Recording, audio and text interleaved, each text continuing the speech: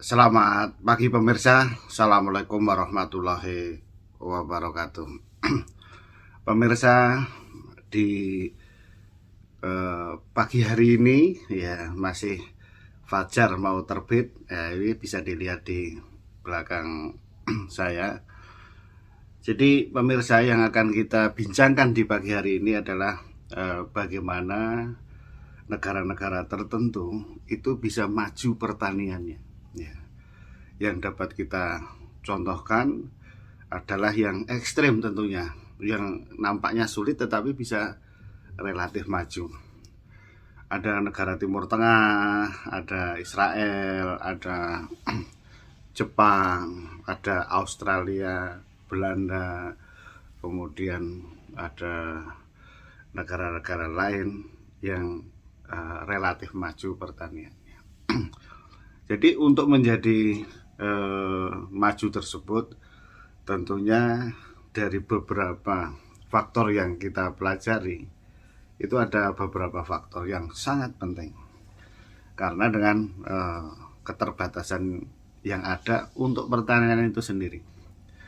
Yang pertama adalah masalah utama dari pertanian ini adalah air. Ya, air menjadi sektor pembatas, apalagi di negara Timur Tengah, bahkan ada gurun. Di Cina juga demikian.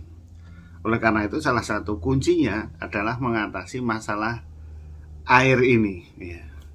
Sebenarnya kalau banjir juga bermasalah, tetapi itu kan temporer. Tetapi kalau masalah kekeringan itu jangkanya panjang dan sangat dibutuhkan. Air itu sendiri dibutuhkan oleh tanaman, dalam hal ini untuk pertanian maupun perkebunan.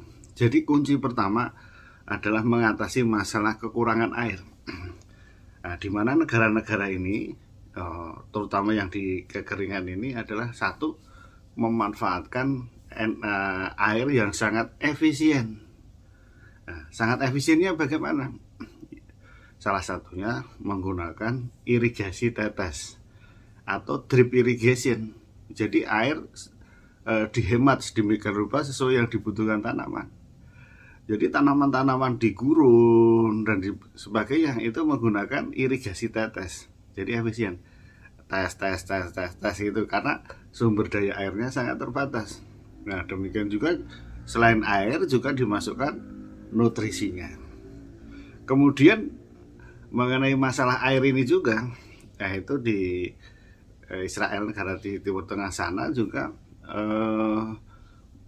mengubah uap air menjadi air dengan water gen atau generator, sehingga dengan teknologi tinggi ini yang daerahnya kering akan didapat air, ya airnya sedikit dan digunakan tadi secara efisien.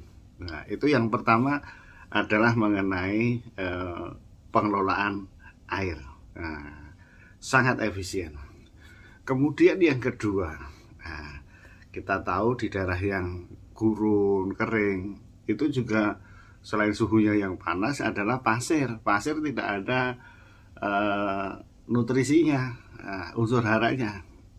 Oleh karena itu, teknologi yang kedua, bagaimana mengubah gurun atau daerah kering tersebut menjadi pertanian yang subur.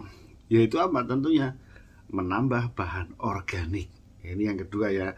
Ini menyangkut media tanamnya. Media tanamnya diubah sedemikian rupa dengan input bahan organik yang banyak. Ya, bahan organik yang banyak itu apa? Nah, ya apa saja. Oleh karena itu di gurun, di salah satu gurun di Timur Tengah itu bisa menjadi daerah yang subur. Salah satunya yang pertama apa? Mendirikan peternakan ayam. Nah, peternakan ayam menghasilkan apa? Kotoran ayam atau kohe, ya kan? Itu lama-lama menjadi subur. Nah, itulah yang kedua, modifikasi dari dari media tanamnya. Kemudian yang ketiga, ini ya kunci yang ketiga adalah penggunaan bibit yang unggul tentunya. Penggunaan bibit yang unggul ini tidak hanya secara manual seperti biasa. ini bagus terus diapa sendiri, bukan. Melibatkan penelitian-penelitian yang mutakhir sampai yang genomik, tanaman transgenik ini dibutuhkan. Ya, misalnya untuk di daerah yang gurun tadi, tanaman tahan kekeringan. Nah, tahan kekeringan tentunya usahanya lebih keras untuk mencari tanaman-tanaman yang tahan kekeringan tersebut. Ya, saat itu dengan teknologi bioteknologi dan biomolekuler yang tinggi.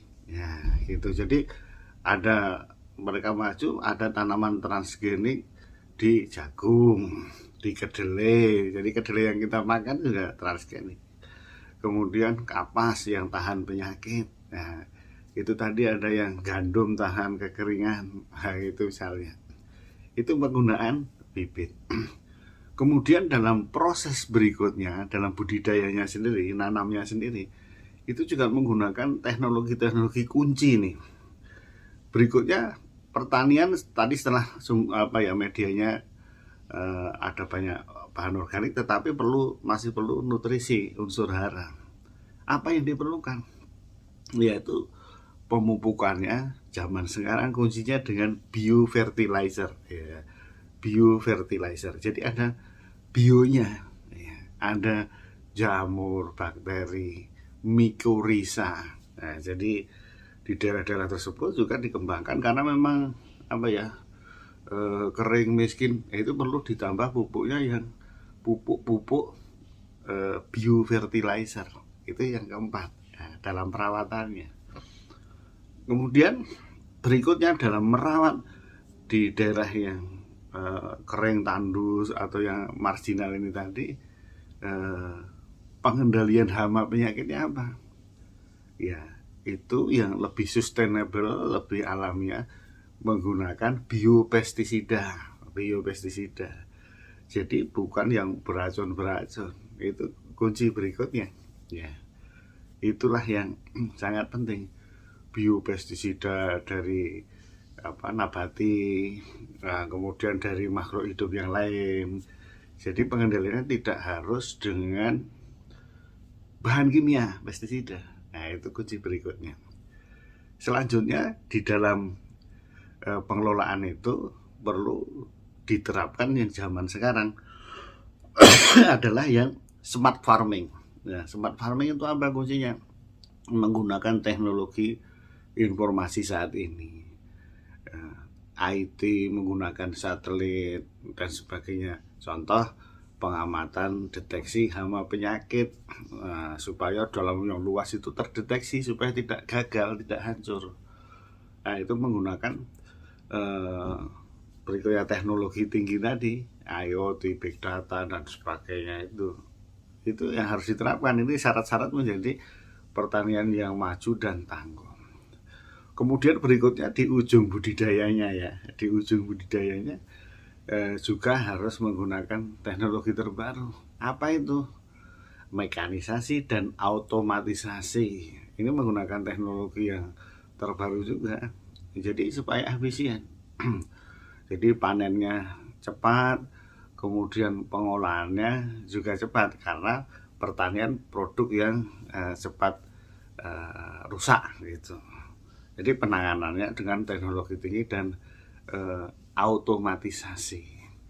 Jadi dari awal budidaya syarat-syaratnya terpenuhi, dipelajari, sampai akhirnya adalah panennya dengan teknologi tingkat tinggi juga. Dengan demikian, ya itu yang kita pelajari, negara-negara itulah menerapkan ini semua menjadi pertanian itu sangat maju. Mudah-mudahan bincang-bincang ini bermanfaat bagi kita semua dan dapat kita adopsi, kita inspirasi bagi dunia pertanian kita. Terima kasih atas perhatiannya. Assalamualaikum warahmatullahi wabarakatuh.